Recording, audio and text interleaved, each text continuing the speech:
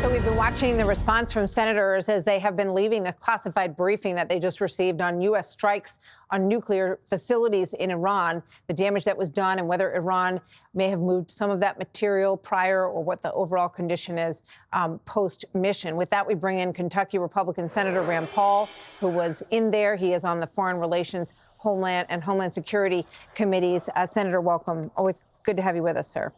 Yep. Thanks for having me. So you said yesterday that you were concerned that the strike would push Iran to, it would urge them to try to accelerate finishing a bomb. How did that opinion change in any way based on what you just heard about this mission accomplished? I think it's an unknown, and while I can't discuss the specifics of what was revealed in the classified hearing, I can tell you that there is some degree of unknown.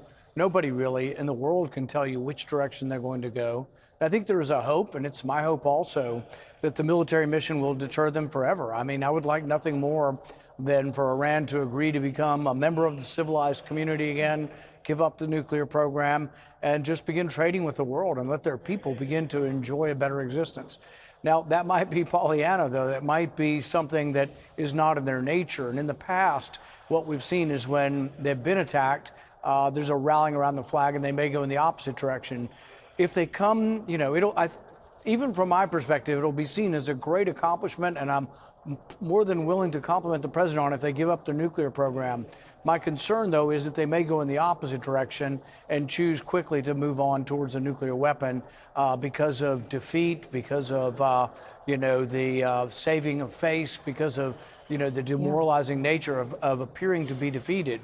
Now, you played the Ayatollah's comments, and of course, that's just utter propaganda. But I think even the people of Iran hear enough of world news, and they can look in the sky and see Israeli and American planes dominating the country with no planes from Iran flying. I think the news will get to them. But mine isn't to punish or shame the Iranian people. Mine is the hope that they will choose another way, choose another government, or that the government for survival will choose another way. True. Without the strikes, they were getting closer and closer all the time. I mean, when you look at the charts of uranium enrichment, it was skyrocketing over the past few years. And as was said by the chairman of the Joint Chiefs, you don't bury a program like this to the extent that they did if it's for energy purposes. It's clearly not for energy purposes, given the way that they were treating it. Are you convinced that this strike set them back dramatically based on what you heard? That's the real question. Does it set them back months, or does it set them back years? We had an initial report that was leaked to the media from the Defense Intelligence Agency saying maybe it sets them back months. There are reports that 400 kilograms of highly enriched uranium to at least 60% may have been removed or may still exist. So these are public reports that are out there. And the question is, what will happen with that? Will they immediately agree to have inspectors come back in?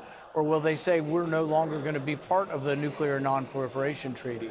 Israel's not in that treaty, and should Iran choose to leave it, there'll be no more inspections. So I think it's unknown which way they go, and I think it is good that President Trump is forced upon Israel and really significantly chastised them and said, we need to keep this ceasefire. If the ceasefire holds, there's at least a chance for diplomacy, and ultimately the dismantling the program, even with or without military attacks, does require diplomacy. But I think if the war goes on, diplomacy will recede and not really even be a possibility. Well, let's hope that the ceasefire holds and that they are debilitated to the extent that rebuilding anytime soon is not an option. And then we'll see where it goes from there with Iran. Senator, thank you very much. Senator Rand Paul, good to see you. Hey everyone, I'm Emily Compagno. Catch me and my co-hosts Harris Faulkner and Kaylee McEnany on Outnumbered every weekday at 12 p.m. Eastern, or set your DVR. Also, don't forget to subscribe to the Fox News YouTube page for daily highlights.